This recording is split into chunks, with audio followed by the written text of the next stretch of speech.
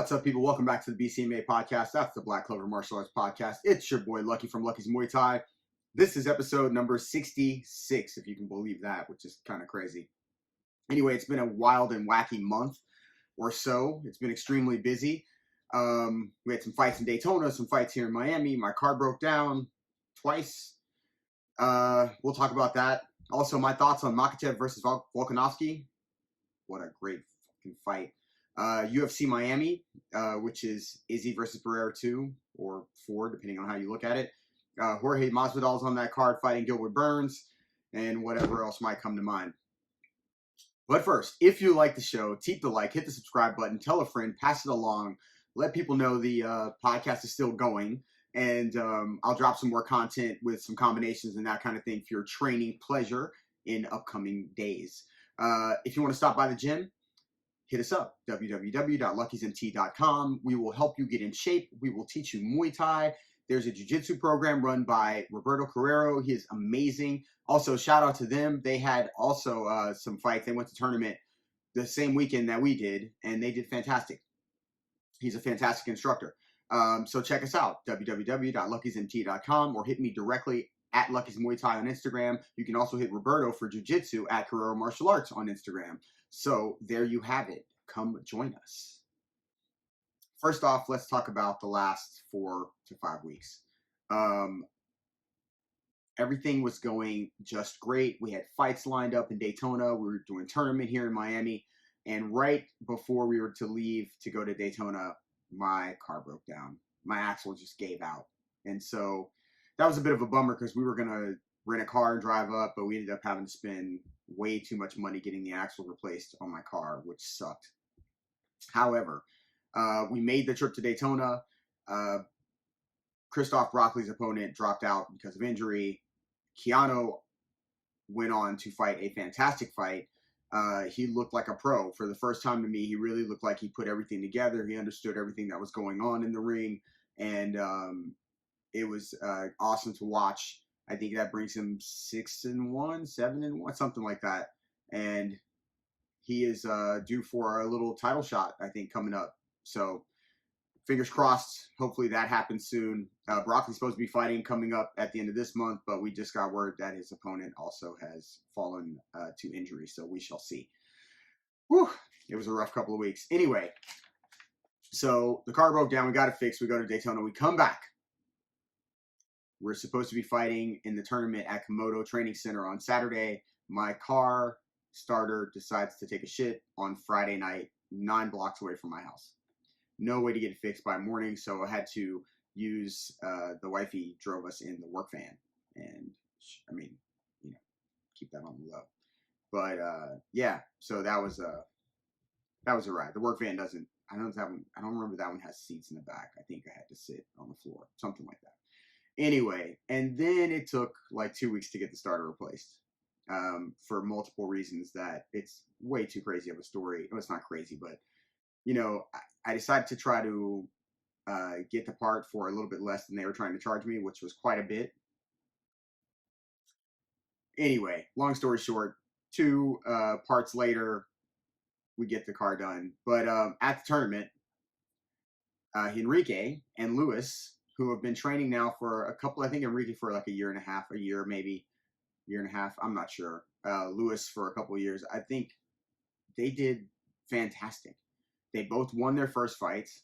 Luis had to fight a quick turnaround against the kid that had the bye, and he still, you know, it was questionable, but, you know, he lost the second one. Anyway, ended up in second place. Enrique fought a guy that was way more experienced in his second fight, and he did fantastic. He made it a dogfight and went all 3 rounds.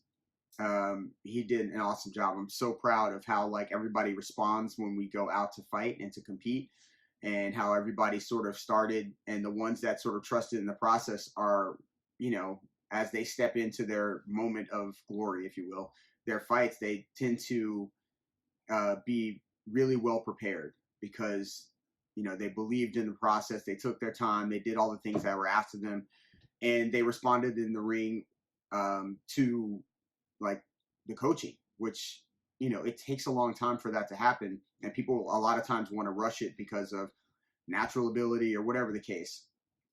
but I'm glad that I've gotten to take a couple of guys from zero basically to these points. So it makes me super, super happy. And like I said earlier, Roberto's team went out. I was hoping to compete on that in that, but we had to fight.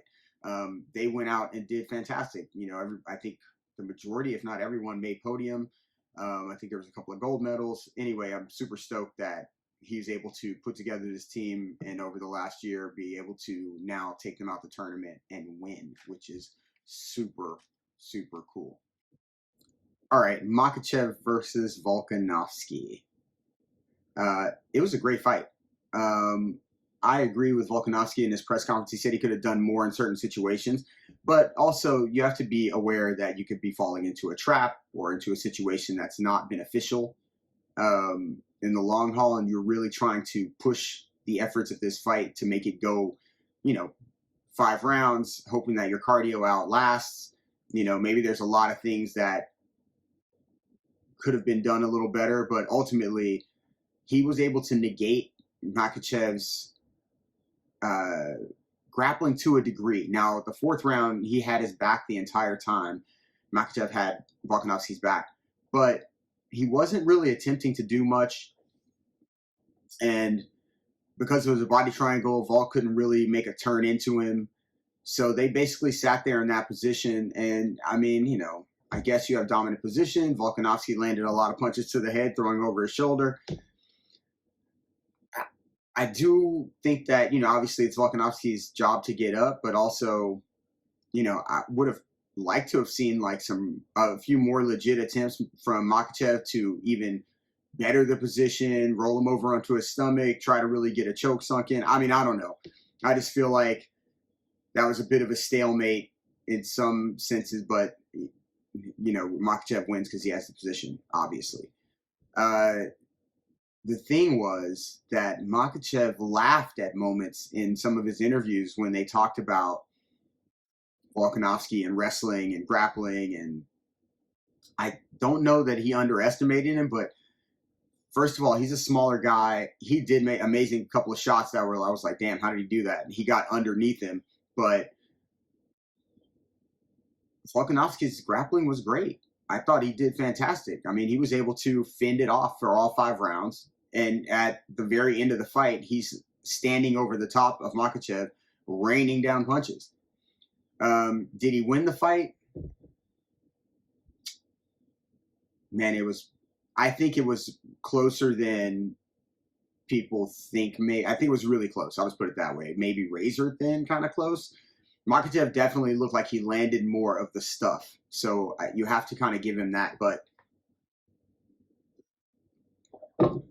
Volkanovski was pretty active, and even the takedowns that Makhachev got, Volkanovski got back to his feet except for in the 4th round. So I can make a case that, yeah, Makhachev definitely won, but, there were moments that Volkanovski, rounds that Volkanovski could have sort of maybe squeaked out. So do I want to see it again? I don't necessarily need to see a rematch, at least not right now. Yair Rodriguez just won the interim title. And, I mean, I'd kind of like to see Volkanovski and Yair Rodriguez. That would be cool. So Makhachev going, I'm the greatest fight. I don't know about the best. I don't know. He's the best in his weight class. Volkanovski's the best in his weight class for sure.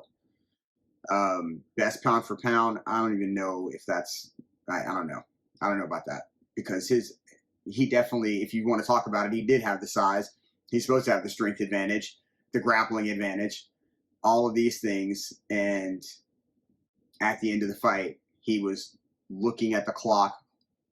And after that, Volkanovski took top position and started raining down punches. So I guess if that's, how you feel like the best is supposed to finish the end of the 5th round of the fight, I guess. But I thought it was pretty impressive on both ends. And both of those guys are number 1 on the pound for pound, if you ask me. So last but not least, UFC Miami. I've been waiting for this for so long just to get another UFC Miami. It's been quite a while. primarily because Miami has weird ass fans. There was a time when the Heat was in, the playoffs, and people were showing up at the second half. And it's weird because I guess, Miami's kind of transient. People come and go. There are Miami diehards for sure. But the UFC, I think, had a hard time selling tickets here before. And I think now they've grown enough that maybe it'll be bigger than, they even expected. I don't know. But you have Izzy versus Pereira 2 or 4. It depends on how you look at it. So Pereira beat Izzy three times. 2 times in kickboxing, once now in MMA, and now Izzy's got to get his belt back. This makes for, I guess, some good selling points, but I don't even know how you sell it. It's 3-0. And I guess Izzy deserves it because of what he's done in the past. But, woof. He just might have his number. We talked about this in the past. Jorge Masvidal is fighting Gilbert Burns, apparently. These are guys that are South Florida guys. Masvidal, obviously, a Miami guy, so this is going to draw a huge crowd. This is going to be a great card, I'm hoping. What I am not happy about is that the last time I Googled just to see what ticket prices were and what they might be, it said that starting ticket prices will be $390. I don't know if that's true. I don't know if that's just some early nonsense, but $390.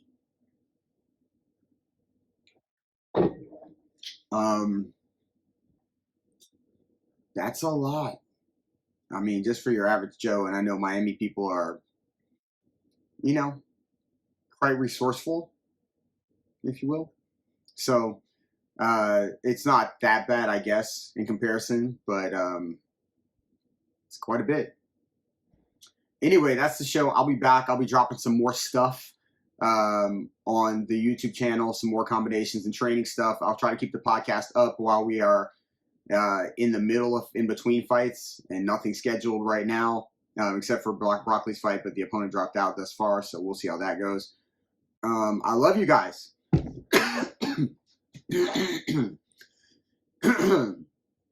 Well, if you like the show, keep the like, hit the subscribe button, tell a friend. If you want to stop by the gym, hit us up, www.luckysmt.com, at Lucky's Muay Thai on Instagram, at Carrero Martial Arts for Roberto Carrero's Jiu-Jitsu at the gym, and I'll holla. Oh, shout out to De La Soul, Plug 2. Dave passed away, and De La Soul was a huge part of my growing up, and I love them, and it's sad to hear. So salute to him and his family, man. I hope y'all are know he was loved everywhere. Don't wanna complicate ya.